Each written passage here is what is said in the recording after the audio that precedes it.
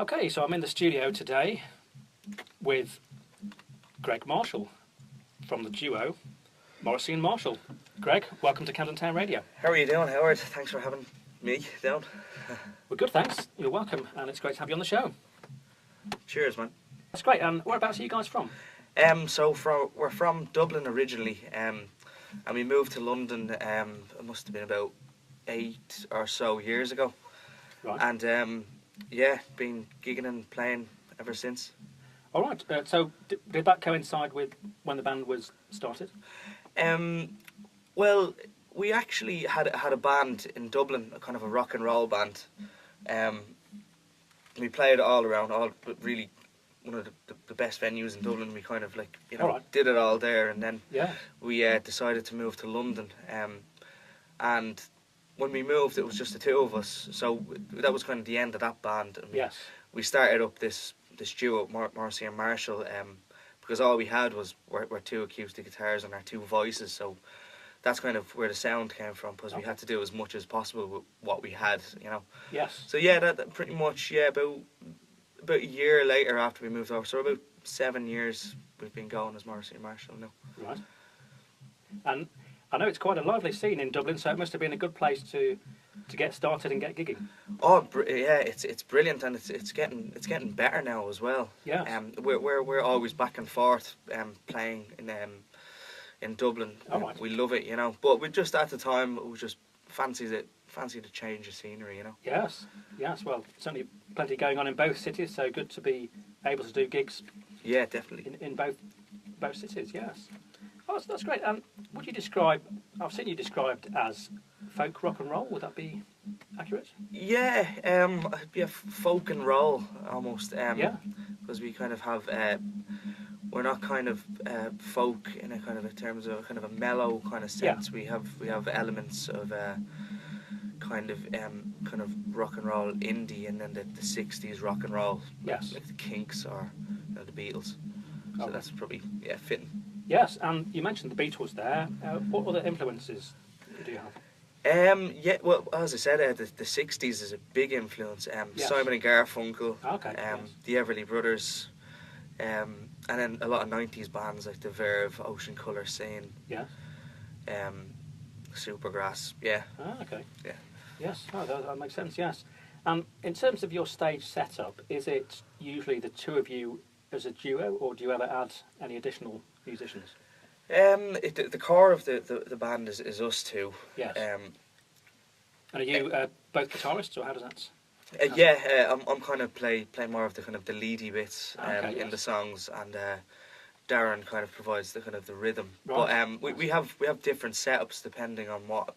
And we originally played as a predominantly as a duo. Yes. But over the past few years, we've kind of expanded into getting a drummer and a bass player, and sometimes it goes up to a brass section and all. Right. So yeah.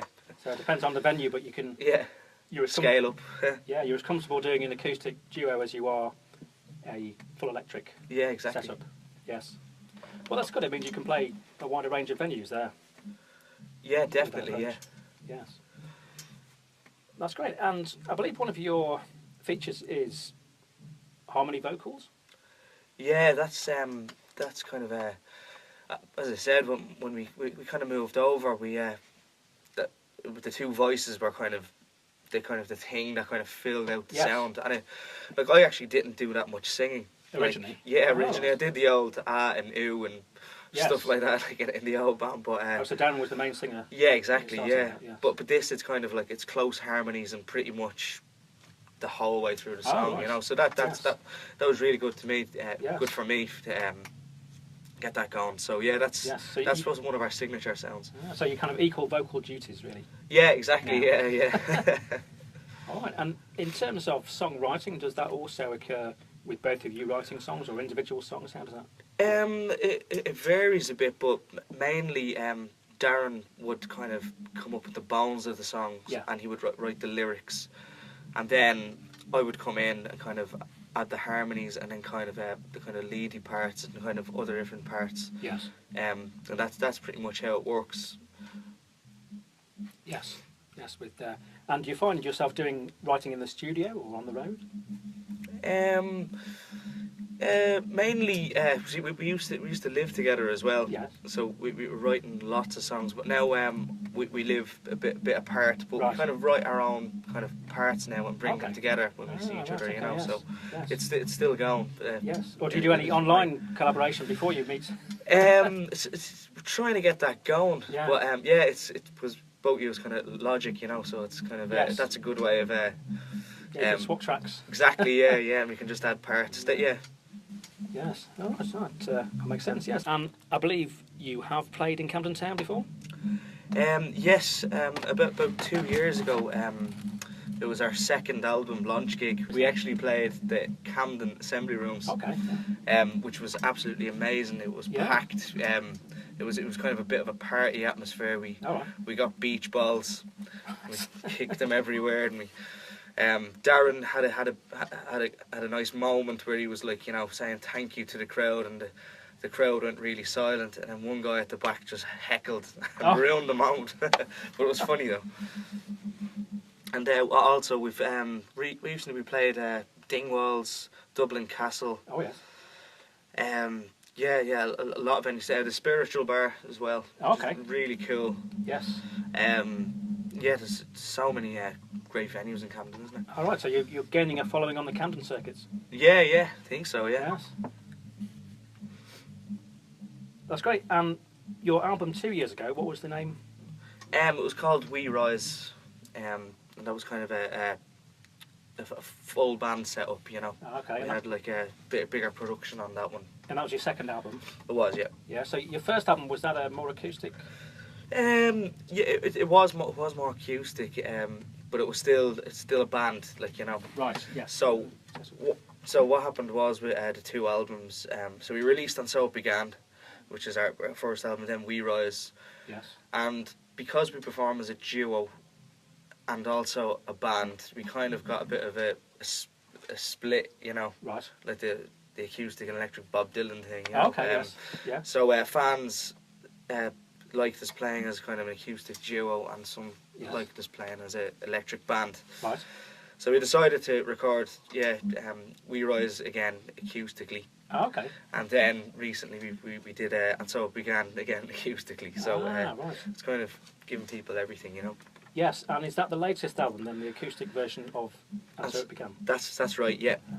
So that was out before Christmas. Yes. Yeah, that's gone really well. Right. We've thrown a couple of new songs onto it, and we did a cover of it's a little known fact, but do you know that song by Peter and Gordon, A World Without Love? Yes, I've heard of that one. Yes. Paul McCartney wrote that song. Yes. Yeah, I didn't know that, but yes. you can kind of tell when you listen back to it, like yes. it has its songwriting, you know. Yes, it has the Beatles style. Yeah, exactly. Yeah. Yes. So so that's what we've been kind of touring at the moment. Okay. Oh, sounds great. And all right, has anything interesting happened to you when you've been out and about in Camden?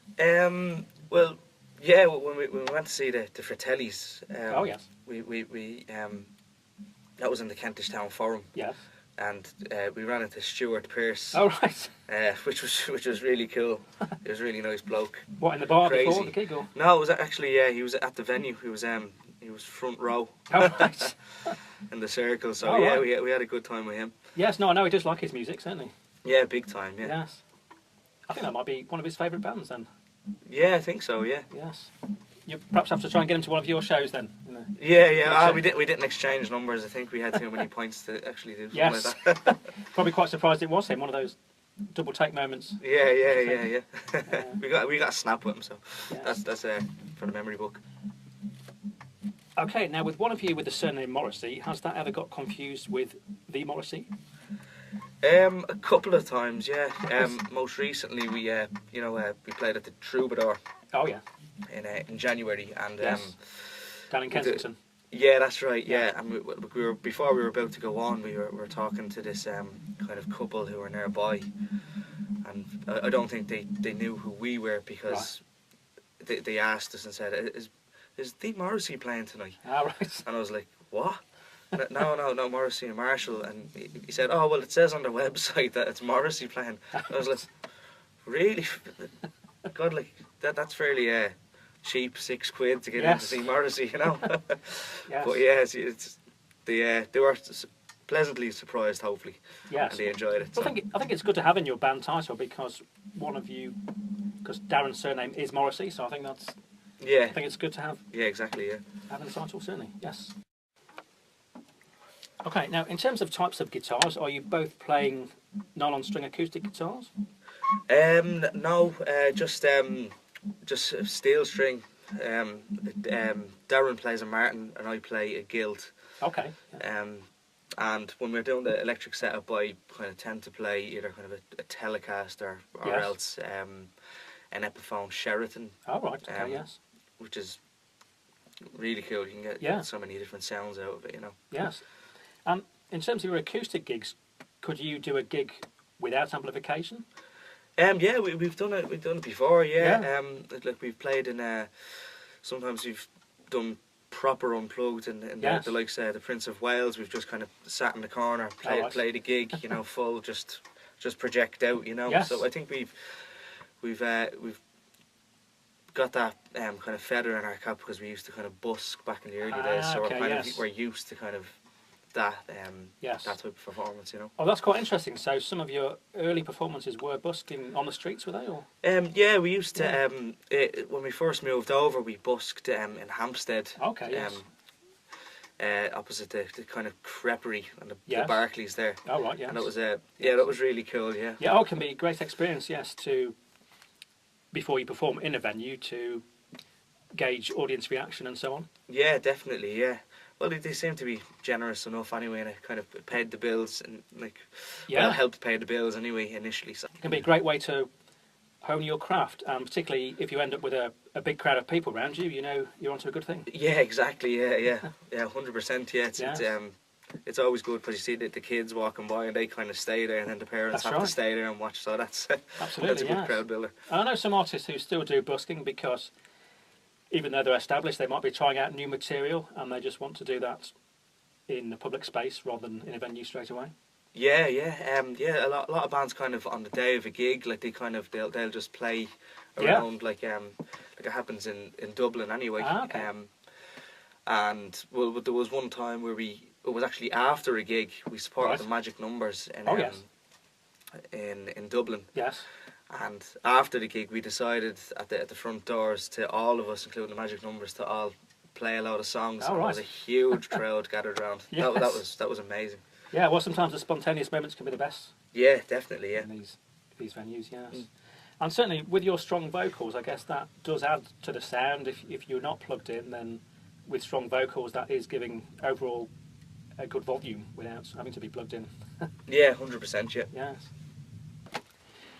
Okay, now in terms of website for fans to find out about your music, what's the best page for them to go to? It's morriseyandmarshall.com, and also we're on Facebook as Morrisey and Marshall, Instagram Morrisey and Marshall, Twitter, Spotify. All right. All the usuals online. Yes. All right, that's great. People should be able to find you there. Yep. And in terms of up and coming shows, what have you got planned?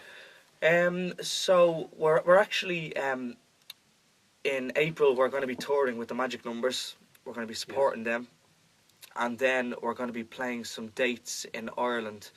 We're playing in Westport, then we're playing in Dublin on the 24th of May with a band called the Family Dog, who are absolutely amazing, and I recommend you check them out. All right.